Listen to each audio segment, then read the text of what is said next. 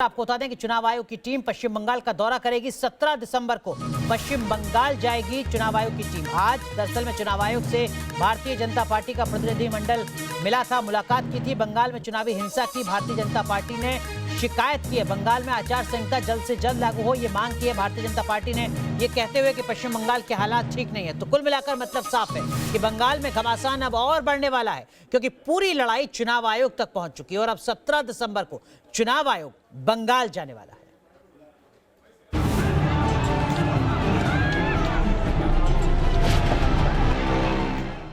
पश्चिम बंगाल में हिंसा पर गरमाई सियासत।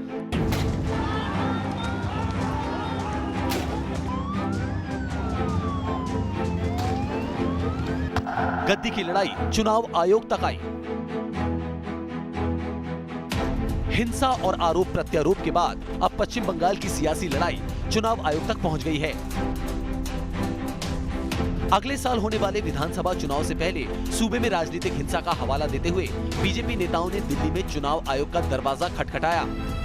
बंगाल बीजेपी के नेता स्वपन दास गुप्ता, सब्यसाची दत्ता और सांसद लॉकेट चक्रवर्ती चुनाव आयोग के दफ्तर पहुंचे और उन्होंने बीजेपी की तरफ से आयोग को 2 पेज का ज्ञापन सौंपा। इसमें बंगाल में बढ़ रही राजनीतिक हिंसा के मामले को सामने रखा और एक्शन की मांग की।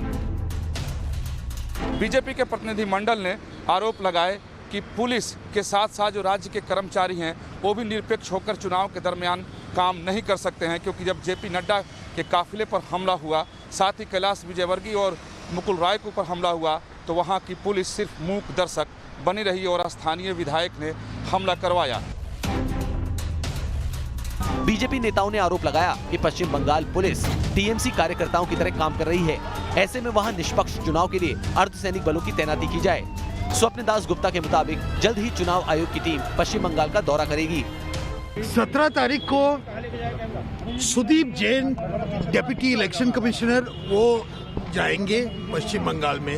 हम लोग जितना कंप्लेंट दिए हैं, सिर्फ हम लोग नहीं, और भी राजनीतिक दल भी जो कंप्लेंट और ऑब्जर्वेशन किया है वो पूरा जांच करेंगे और उसके बाद पूरा यहाँ फुल बेंच और इलेक्शन कमीशन मीट करेंगे।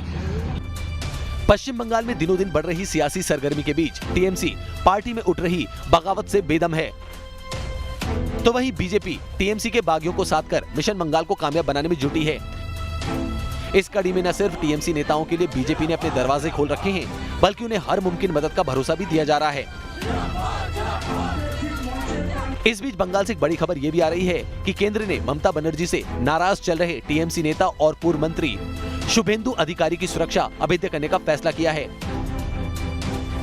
सूत्रों के मुताबिक शुभेंदु अधिकारी को जेड सिक्योरिटी दी जाएगी, यानी उनकी सुरक्षा में 5 कमांडो सहित 22 सुरक्षा कर्मी तैनात रहेंगे।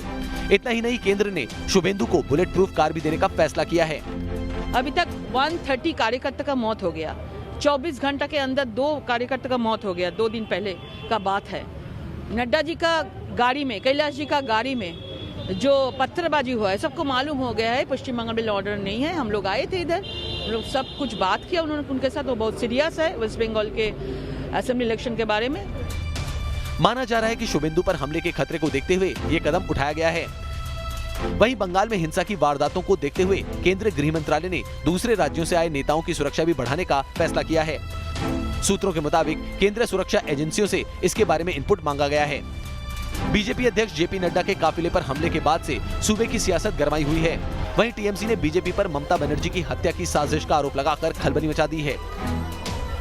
सियासी जानकारों के मुताबिक आने वाले दिनों में न सिर्फ दोनों दलों के नेताओं के बीच जुबानी तीर चलेंगे, बल्कि दोनों पार्टी के कार्यकर्ता भी आमने सामने टकरा सकते हैं।